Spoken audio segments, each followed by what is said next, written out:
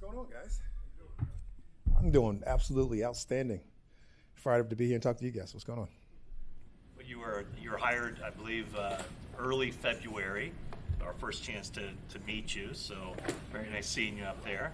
What have you been doing as far as when you take over as defensive coordinator? What are the first things on your plate when you come to a new building?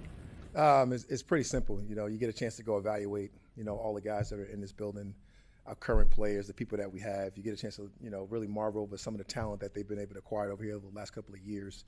Being in this division not too long ago, you got a chance to know a lot of the guys and know a lot about all the guys, and then obviously the people that they acquire, through the draft. But you really want a good feel on, the people that are here, what they have, what's already in place, what they've done really well.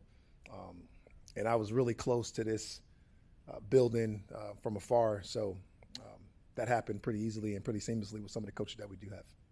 Kind of alluded to it just then. Over the years, Kyle has said he's wanted to bring you here many times. How close were you over the years to being here, and what made right now the right time? I don't know. You got to ask Kyle how close, because you're either on the stick where we went to Super Bowl together in 2016, and easily could have come then if allowed to. Denials there from that standpoint. Nothing in a negative way, but. It's always nice to be wanted within your own building as well. So being able to stay there over the course of the years, and then obviously when things didn't work out the first time and we were let go in Atlanta, Kyle's always a person that I talk to regardless of the situation. But I had the opportunity to go be a coordinator. And obviously you guys had great people in place at that point, and D'Amico was in place and going to be the coordinator, but. As you know, all coaches want to be around guys that they want to be around. So when you get an opportunity to add people to it, like you guys did with Gus Bradley last year, was probably going to be something similar opportunity at that point. But got fortunate enough, was able to go with Sean, who's another guy that you always talk to when these kind of things come up, and went to LA and had some success there, and was able to go along and become a head coach again back in Atlanta. So this time when it came open, had a couple different opportunities. You're never expecting it, but you really, not expecting those things to happen. And you just kind of, you sit back, you kind of take some time with family and do some of the things that we all want to do, and we're not looking at you guys. And get the opportunity to go out there and make some real decisions. And Kyle was, someone that you love working with, love working for. Not to say that you wouldn't like working with other people as well, but Kyle's definitely one of those people you always want to work with from our time being in, whether it was Tampa, the original time we worked together when we were both young puppies, or the second time we worked together, we're in D.C., and being able to be around his father and be around the Shanahan family and the tradition and the culture that they're able to form, and really molded me throughout my career since I was around the Shanahan, to be honest. So, in terms of defensive philosophy, we're seeing across the league more five-man fronts, pretty generally. What is or I guess the question is, why do you think that is, and what's your philosophy on five-man fronts? These guys are getting, they're harder to defend. Just the coordinators in this league, let's not kid ourselves. People want to see offense. The rules have changed in different ways for you to do different things. So you got to have some multiplicity in your front. You got to have multiplicity in the back end. You got to be able to do different things.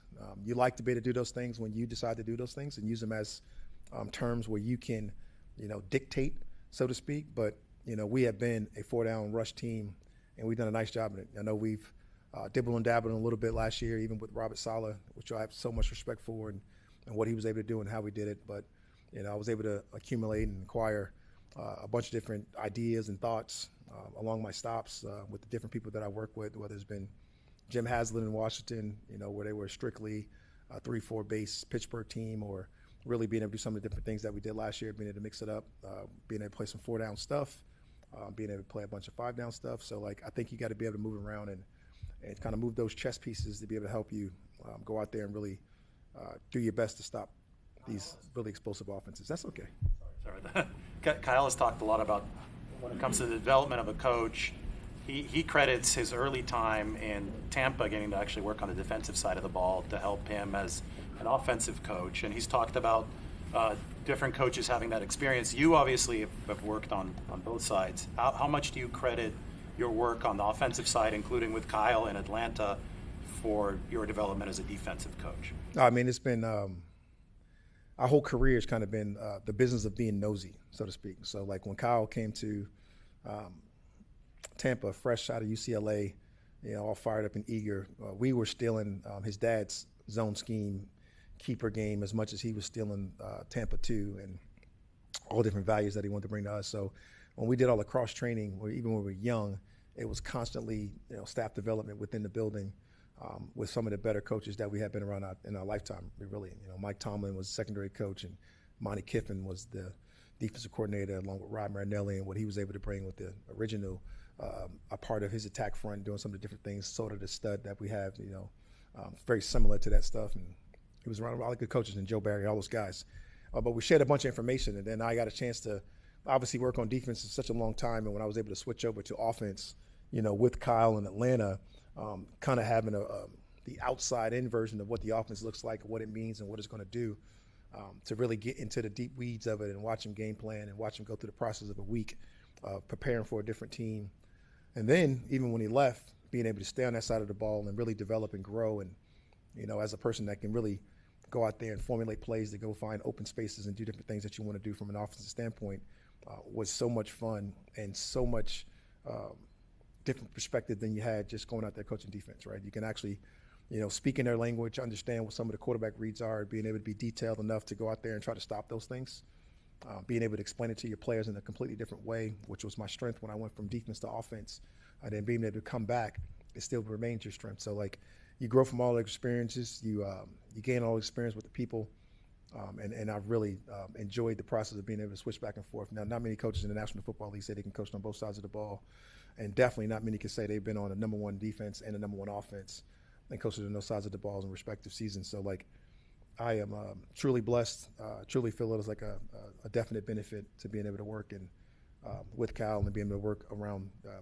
those type of people. Do you expect your defense to resemble what it looked like in Atlanta, or is it going to be more of a continuation of what's been happening here the last few years? We definitely want to do what's best for our players. You're always going to do what they do really well. Fred Warner is Fred Warner for a reason. I'm going to try to utilize those guys to the best of their ability to do some of their different things and be able to have some additions to be able to go out there and ultimately to go try to win a championship. Whatever's required, whatever's needed to go do those things, those are the expectations, and those are the things that we want to get done. So to say it's going to be more resemblant to me or more resemblant to them, it's going to be what's best for us in order to go win football games. And I think that's the best way to look at it, ultimately. Whatever it takes to go win football games, whatever it takes to go out there and get it done for us. What about the 49ers made you pick them? I know you said you had some other teams, but what was it about this organization that felt right?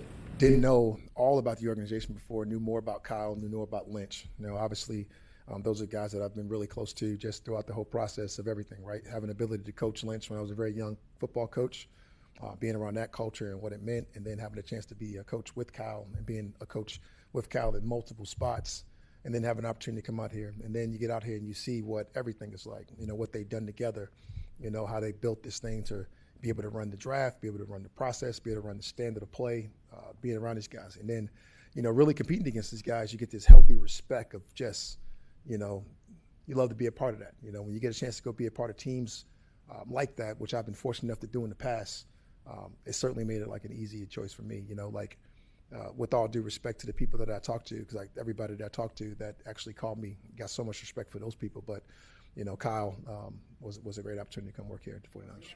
By being in Atlanta the last couple of years, you got to see Mike Evans up close, obviously, and you've been in the league as long as he.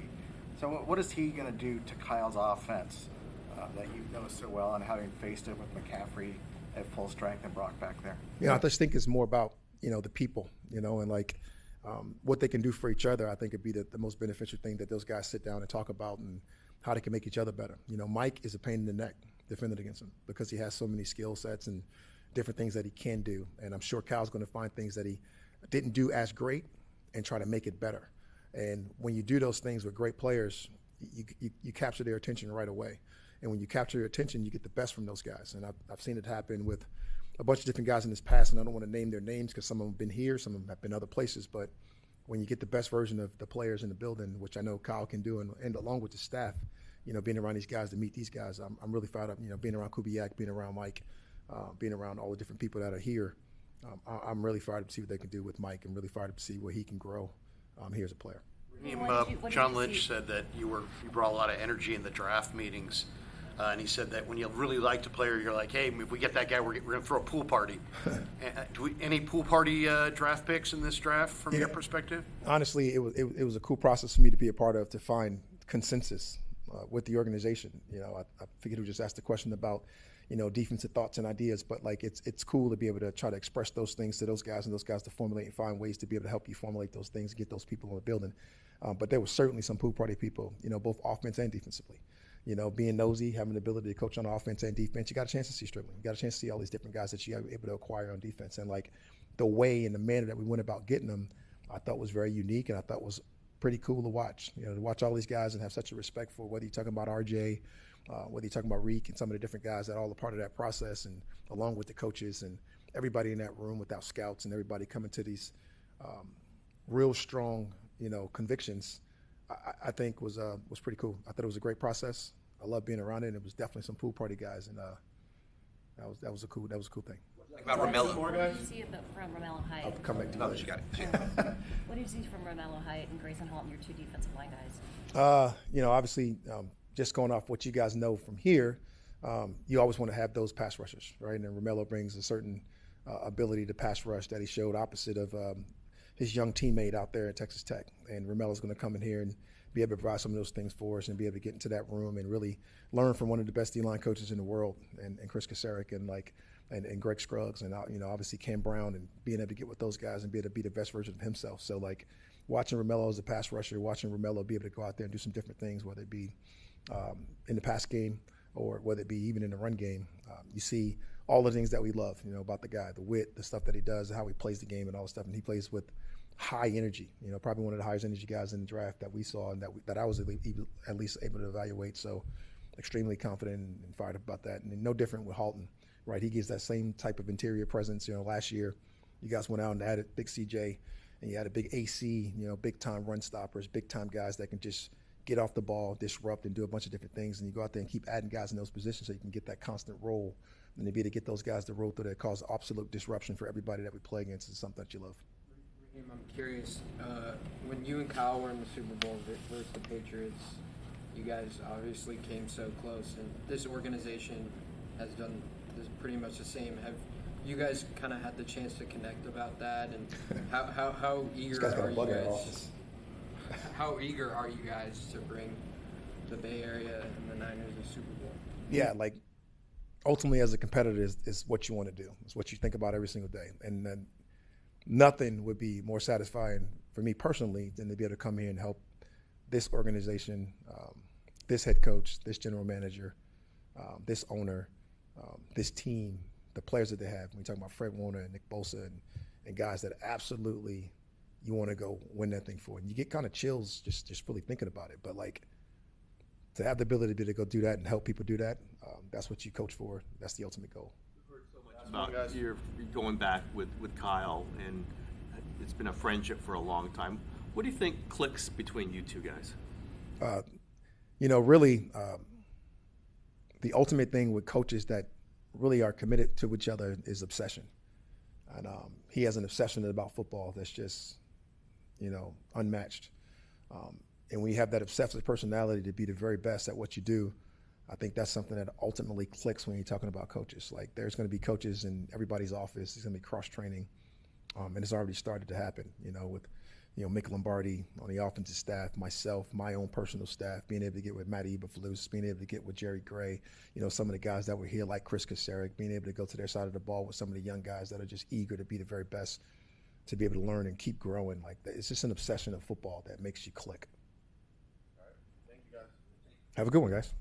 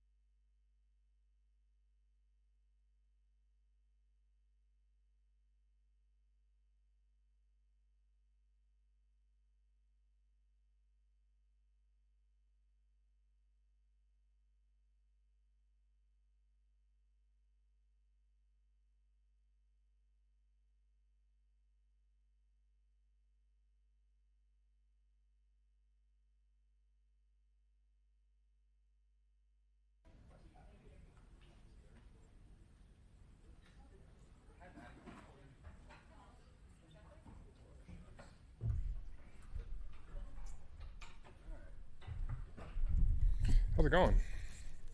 Good to see everyone.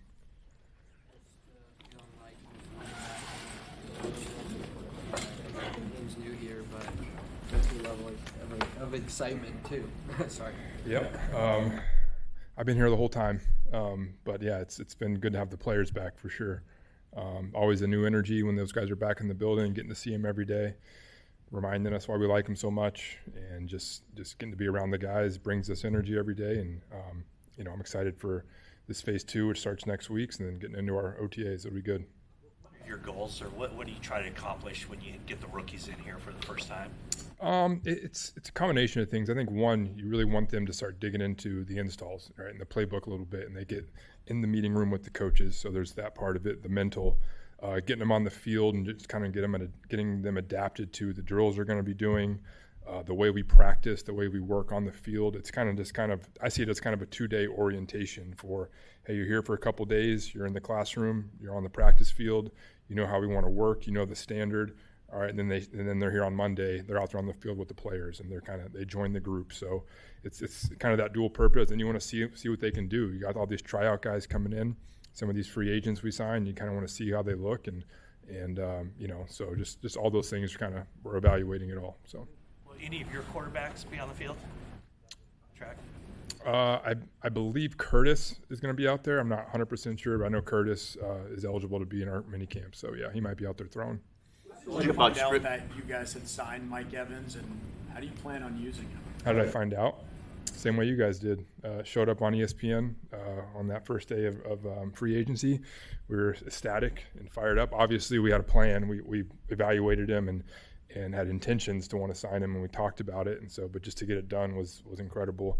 How do we want to use him? I mean, he's a Hall of Fame wide receiver. He's a one-on-one matchup that you can take advantage of when he's on the field, and he's got one-on-one coverage. You want to get the ball to Mike. You feel like he's going to win. He's about as competitive as they come. He's a guy who's going to win his matchups, and it's just really cool to have that alpha type of player out on the field at that position for us again. And we're going to use him the way he's been used his whole career, and hopefully get a few more things out of him too along the way as we get him in our program. So. Sure, it's an evolving process, but what is kind of your short-term vision for Stribling, and then maybe what the long-term view is where you'd like him to get?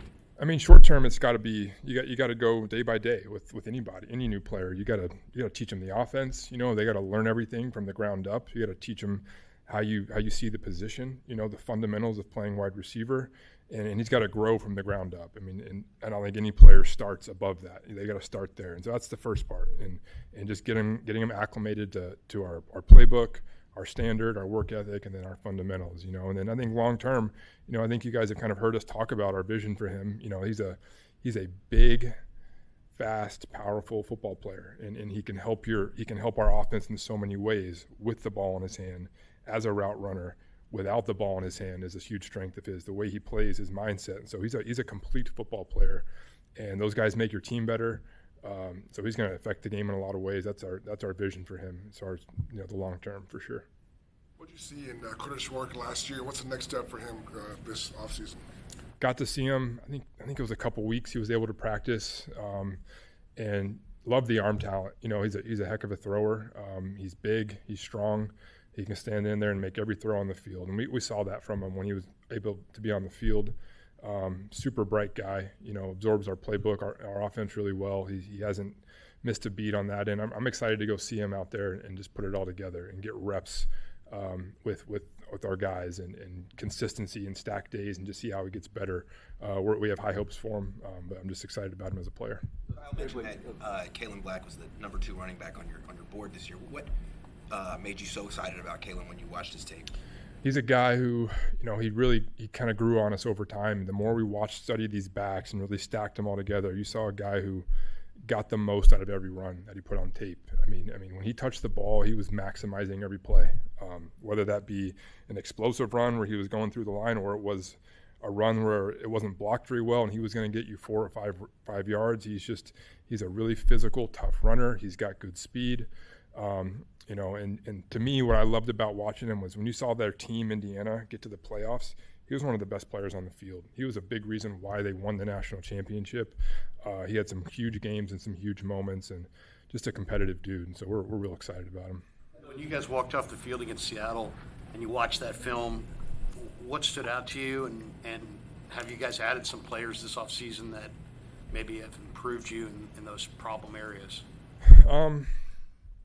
I mean, there's a lot of things that didn't go well in that game, as a team. I wouldn't just say offensively, but, when you look at our games against them last year overall,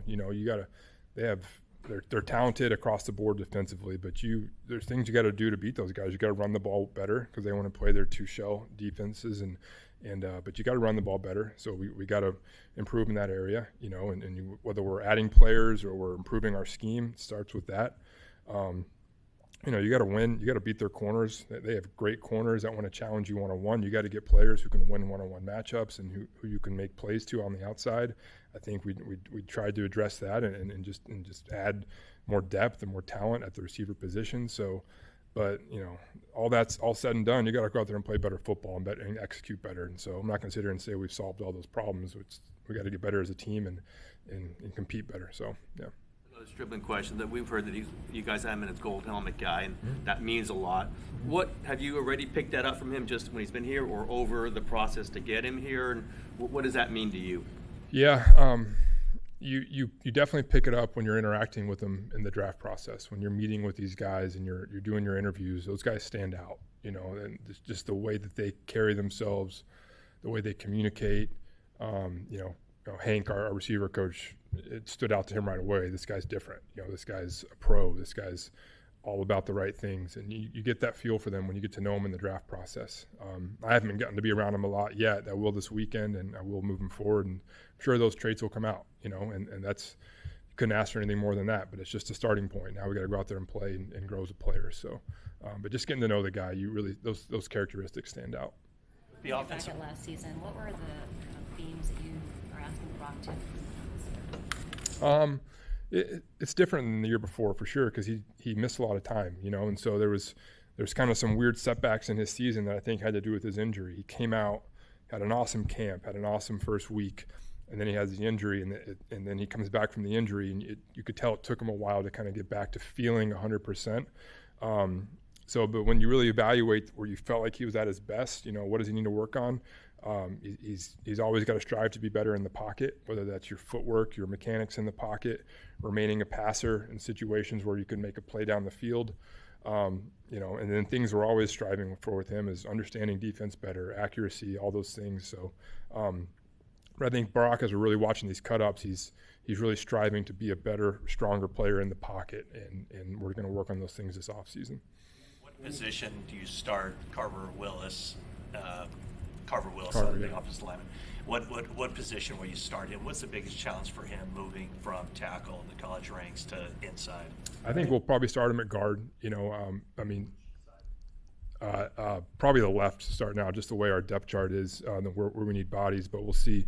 The biggest transition is probably just guard. There's always more moving parts. We always talk about that, and guards got to worry about different techniques, different alignments on. Just a little bit more to think about playing guard. But we're confident he can do it. And just the transition to the NFL is inherently going to be challenging. But that's why we drafted the guy. We think he's a really bright guy. We think he's really versatile. He can actually play center too, we believe. We think he's a guy who has versatility across the offensive line. So it'll be fun to see, kind of put him in a starting point and see how he does, and just see where we can move him around too. So. Every year, Kyle talks about the need to kind of give Christian a little break, and I know you've been asked versions of that question as well. And Kyle even joked, like, "Yeah, it's easier said than done," kind of thing. But just where do you see that? Do you feel more like pressure, not a pressure, but just more of an idea like this needs to be a priority for us this year to find ways, just given where Christian is in his career? Yeah, I mean, I think literally this day last year we were talking about that. Like it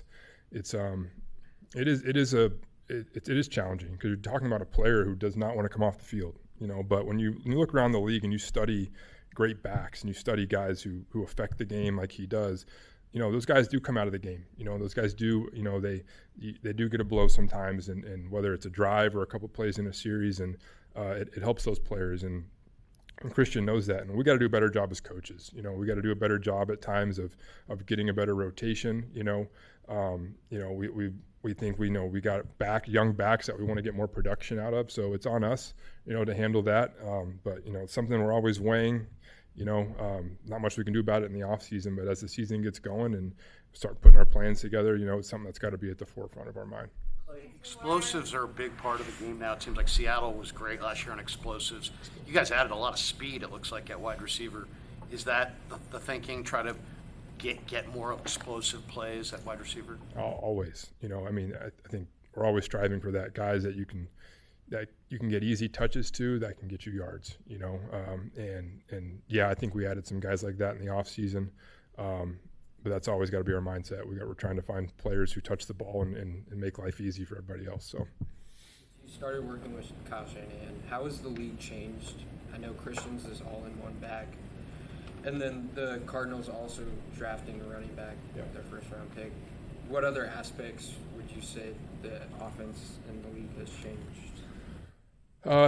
Things change every year. To me, the biggest change that I've seen is how defenses have gotten better and how defensive coordinators have gotten better at attacking certain schemes. I think the scheme we run, it's kind of spread throughout the league over the last 10 years, and I think defenses have gotten a lot better at attacking it, and that forces us to evolve. It forces us to have to figure out new ways to attack defenses, and that's, to me, that's the biggest changes you've seen is the improvements in defenses and attacking these schemes, and we got to get better and we got to study them. I think you saw that with Seattle last year, how effective they were, and we got to study those schemes and we got to figure out better ways to attack them. So, yeah. Can you expand just a little bit on how you are asking Brock to be better in the pocket? It's I wouldn't say it's one thing. You look at plays where, okay, Brock's a really athletic guy. He can make plays with his feet. But are you missing an opportunity to make a better play down the field, maybe because you decided to run or you moved a certain way and you missed a guy down the field? So it's just working on pocket movement, working on ways you can move in the pocket to find throwing lanes and being more consistent in that area. What are you looking to see out of the tight ends while George recovers these next few months? Yeah, just continuing to see those guys develop. Luke and Jake, and then Braden, and we got Hayden in the building now too. And then we got the guy as the free agent from Penn State. Just want to see all those guys get reps. Jake, we want to continue to see grow as he's done the past few years. But you don't get a lot of work in the run game, but those guys are going to get a lot of pass reps and see him grow in the pass game. So, appreciate it, guys. Keep going.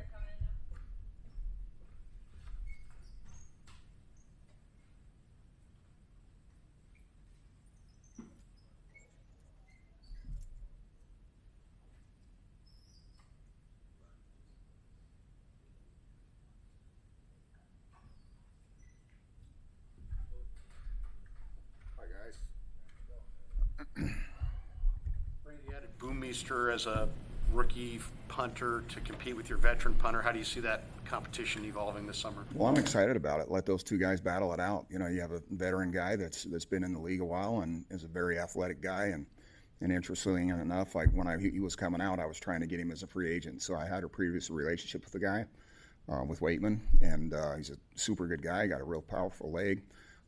Athletic guy, and then Boomeister, was through all our tape studies, went and worked him out and everything like that. Did a heck of a job for us. I've known his coach for a long time, and trust what he tells me as well. And we really liked him in our interviews and everything like that. And I think it's going to be a great competition moving forward. Having both a lefty and a righty help evaluate returners for sure, because the ball spins different, right? So I think it's really, really going to help. And, I think whoever the dust settles with at that position, it'll be great experience for those returners to have to catch those balls like that for sure. In that position, we all saw how effective Sky was last year. You don't have him.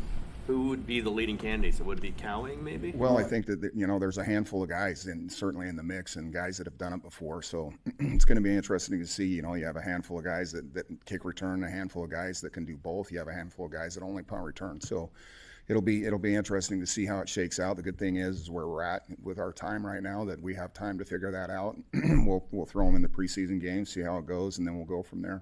It's been a lot stressful this time coming in without not having to worry about the kicker situation per se, because not only is Eddie back, but he's signed to a long-term deal where it's not every kick is do or die. Yeah, obviously, when Eddie came in, Eddie, I had a previous relationship obviously with him. I've always had a great relationship with him, and he came in and did a hell of a job last year. And the teammates gravitated towards him, and he proved his worth, and he got rewarded for it. And I'm happy as hell for him and his family. And he did a great job for us last year. And yes, it is a relief to have a proven guy that I have been to battle with, obviously, and I trust, and this team trusts. And I think that's going to be a big thing moving forward for sure. Theme with him in terms of why some of the PATs went askew, and he made every field goal attempt except the crossbar in Indy. So why was the PATs an issue? I don't know if that was necessarily an issue or not. I think that Eddie, he steps up, and the great part about him is he doesn't think. And honestly, like, he steps up and he goes with the mindset that he's going to make every single kick. And, obviously he did that a great percentage of the time last year, and hopefully he continues to do that in the future, right? You mentioned a handful of people in the punt return game, Cowling, Bergen. Is Christian Kirk one of those? Who else would you consider? Sure. I mean, all those guys, Kirk and Pearsall and all those guys, there's a couple of the free agent guys that we have in here have done it before. So there's a big group of guys there that we're going to put back there, and hopefully we can get them all reps in the preseason and see who shakes out. That's going to be a really good competition, that returner spot this year. Kick returner, what kind of skill set are you looking for at that kick return spot? Well, it all depends on who it shakes out to be, right? So you have more of the guys that break tackles and are vertical guys, or it depends on what scheme we're running, what returner we have. If it's a smaller, faster guy, then you have to run different schemes with those kind of guys. So it all depends on who shakes out and who's it going to be. Like I said, there's in each of those positions, in the punt returner spot and the kick returner spot, there's 5 or 6, 7 guys in each of those spots. They're going to battle that out, and we'll see how it shakes out. It seemed clear last year that Gifford and Neal really kind of took over a leadership role on the coverage units. Were there younger guys that began to emerge throughout the season that you're sort of excited to see sort of move into those leadership positions? Well, I think that anytime you have guys like Gifford and Neal that can come in and set the tone for your whole group, it's been awesome. But all those young guys that got to play, especially late, I thought they did a really good job. Siegel did a heck of a job for us. Martin started coming along there towards the end. And I think that, we got a new group of young kids coming in that we're excited about. So that are long and they're fast and everything like that. So it's going to be interesting to see how that all shakes out as well. The good thing is, like I said, it's, the core group of our entire group last year in the first year of a system, I thought they did a hell of a job buying into our standard, creating a standard here. Did we finish the way we wanted to finish? Absolutely not. But I thought they did overall a really good job, and we're really excited about the new guys that we added, and we got to be more physical. We got to get, I think we got to tackle better. But certainly the depth of what we have now and the year of experience will help us, I think. Ask about Duggar, whether he kind of caught your eye as someone who could potentially, be Sure, if you're that big and that long and that fast, you certainly should be able to help us, that's for sure. And he's a great kid from what I understand, and very sharp too, so that'll really help us. One of the better special teamers last year in the college football playoffs was Kamara, blocked the punt against Miami in the national championship game. Have you seen him as a special teamer? What do you think? I think all those like DN kind of transfers over. Are they going to be a linebacker? Are they going to be a DN? Certainly, specifically with these new kickoff rules that we have, right? It's turned into more of a two-hand kind of deal, and those bigger guys are really valuable now, and it never used to be that way. Kamara, there's a bunch of guys in the mix with that too as well. The Robert Beal kind of bodies, right? The bigger, taller guys, the DNs that really help guys on teams, and we're looking forward to having all those guys for sure. Nothing more, guys. Pro Kick is a bunch of guys in the league. What have you seen from that group in particular? I'm sorry, I didn't Pro hear. Kick, the Australian. Oh, yeah, that's. I think that all those Australian guys, obviously, they're super talented guy. They've got, it seems like they've had a ball in their hands since they were tiny kids. The way they can make that ball move and all the different kicks that they have and stuff like that. I really think that the NFL has done a great job of bringing all those guys in, and it's certainly, you see it all through college now, that a lot of Australian punters and kickers and stuff like that, and they have some kicks that are hard to replicate, and they're hard to catch for returners. And so it'll be interesting to see how this plays out with the punter position for sure. Unit was towards the top statistically in all of the league. How do you plan to duplicate that this year, just going into the season? Well, like I said, I think there's a lot of things that we did well.